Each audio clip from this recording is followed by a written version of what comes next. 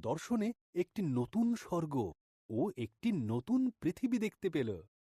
ঈশ্বরের প্রতিশ্রুত নতুন সৃষ্টি, তাঁর তৈরি প্রথম স্বর্গ, প্রথম পৃথিবী আর সমুদ্র বিদায় নিল। এরপর যোহন দেখতে পেল ঈশ্বরের নির্মিত পবিত্র শহর, নতুন জেরুসালেম। এটি স্বর্গ থেকে পৃথিবীতে নেমে আসছিল।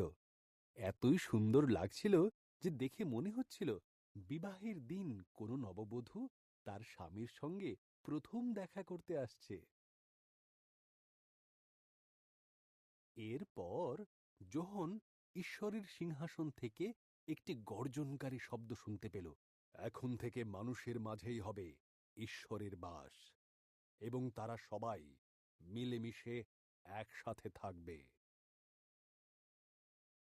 এই নতুন স্বর্গ আর নতুন পৃথিবীতে কেউ চোখের জল ফেলবে না, কেননা মানুষের কোনো যন্ত্রণা থাকবে না, আর মৃত্যুও থাকবে না। সেই সকল জিনিস বিদায় নিয়েছে অনন্তকালের জন্য। ঈশ্বরের সিংহাসন থেকে একটি গর্জনকারী শব্দ বলে চলল, আমি আদি, আমি অন্ত। যদি কখনো তৃষ্ণার্ত হও, আমার কাছে এসো। আমি তোমাদের জীবন জল পান করিয়ে তৃষ্ণা মেটাব। আমার তৈরি এ নতুন বিশ্ব আমার সন্তানদের জন্য, যারা আমার প্রতি বিশ্বাস ও আস্থা রাখবে।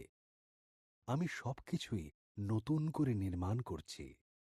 এটাই সত্য, তোমরা ভরসা করতে পারো।